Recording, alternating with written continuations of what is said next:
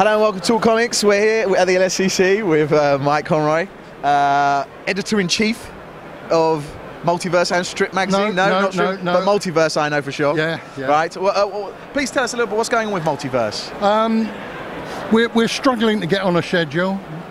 Basically, our printer went bust, and we've struggled to find somebody who could do the work for the price we can afford, but it looks like we're back on course. We're launching in America with our first US edition next month, so we're hoping that we'll be back on a regular schedule.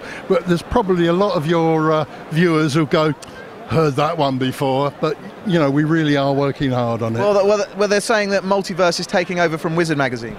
Oh God, I'd rather not. I'd like their sales figures. Yeah. But I try to be a newspaper, a magazine, straightforward reporting, no hype, but also no digs, no derogatory remarks or anything. Straightforward facts, and that makes me Multiverse a lot different from Wizard, which. No rumour mill, more fact mill. Yeah, I mean, Wizard wasn't rumour, but it was fluff. Right. You know, and I'm aiming at the people who are interested in reading and learning about comics. Okay. What about Strip magazine? I know we've all heard of Clint magazine, but I've not heard of Strip magazine. So tell me a little bit about it. Okay. Well, Strip magazine started. Where are we now? February, late last year. It's basically an attempt at a 21st century version of a traditional British boys action weekly, but it's monthly. But it's got, it's an anthology. It's a lot of modern creators. Just showing you this one, it's got Hookjaw on the cover, which was one of the real causes of controversy back in action comics in the 1970s, lots of violence and that sort of thing. It's been recoloured, but it's almost all new material that's been specially commissioned, aiming at people who want to read comics. Now, you mentioned Clint magazine. Yeah, why would we buy this rather than Clint? I want this, I don't want Clint. Why? Well, Clint is cutting edge, but it's cutting edge to me in a very perverse way. It's about outrage. It's how far can we push the envelope with violence or sexual innuendo. Are you talking about Clint or Mark Miller?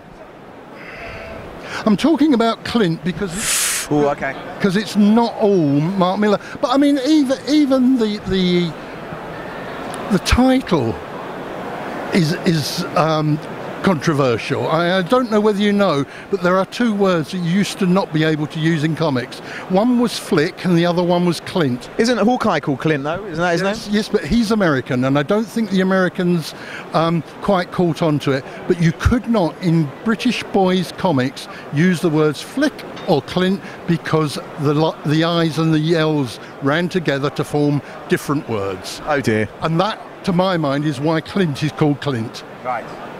And that, to me, says it all. About Strip magazine. Yes. So tell me, why would we get Strip magazine rather than Clint? Strip magazine is a more.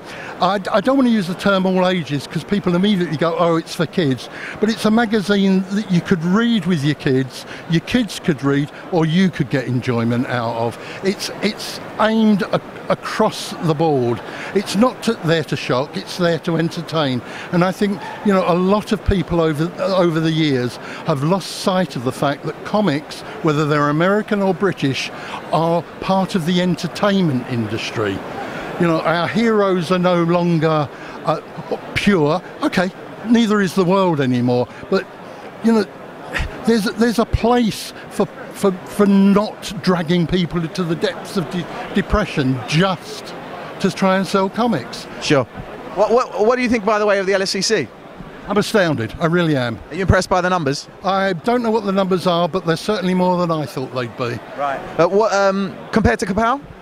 I didn't go to Kapow. Oh well, so that would be so 100 times better. Oh, 100 times. Well, fair enough.